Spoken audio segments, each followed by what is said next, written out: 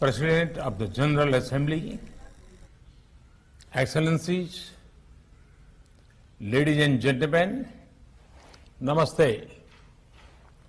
I thank the President of the General Assembly for organizing this high-level dialogue.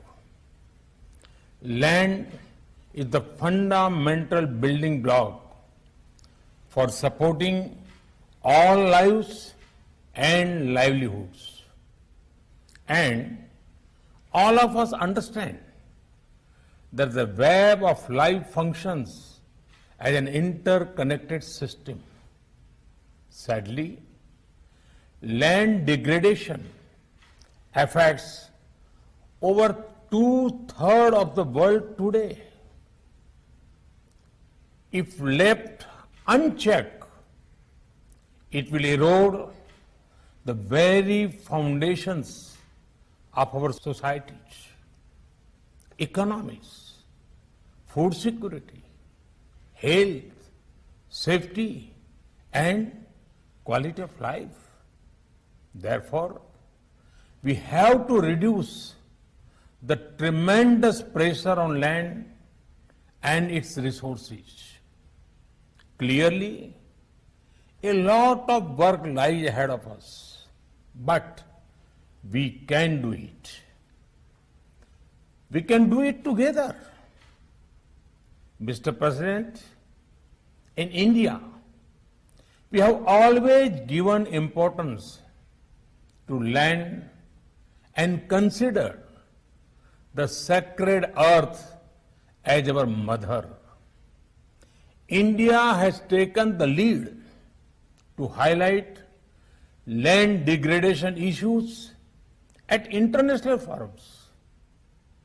The Delhi Declaration of 2019 called for better access and stewardship over land and emphasized gender-sensitive transformative projects. In India, over the last 10 years, around 3 million hectares of forest cover has been added. This has enhanced the combined forest cover to almost 1/4 of the country's total area. We are on track to achieve our national commitment of land degradation neutrality. We are also working toward restoring 26 million hectares of degraded land by 2030.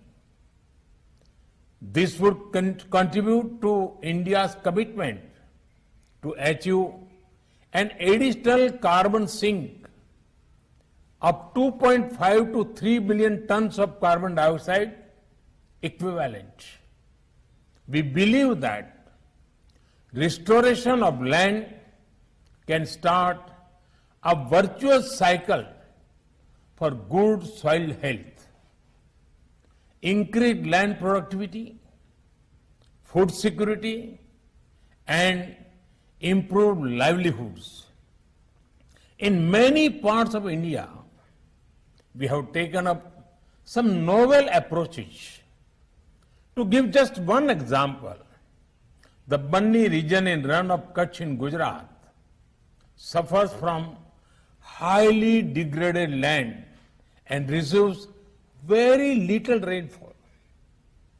In that region, land restoration is done by developing grasslands, which helps in achieving land degradation neutrality. It also supports pastoral activities and livelihood by promoting animal husbandry.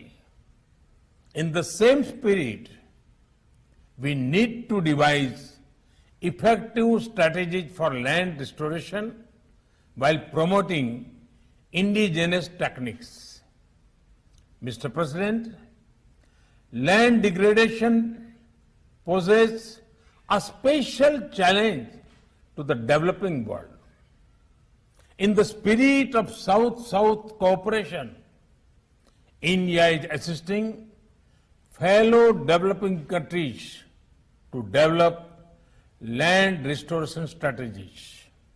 A center of excellence is being set up in India to promote a scientific approach towards land degradation issues.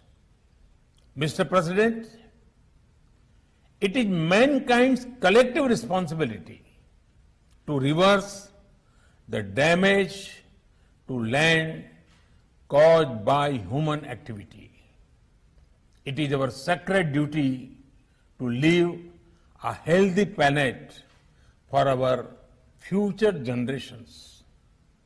For their sake and ours, I extend my best wishes for productive deliberations at this high-level dialogue. Thank you. Thank you very much.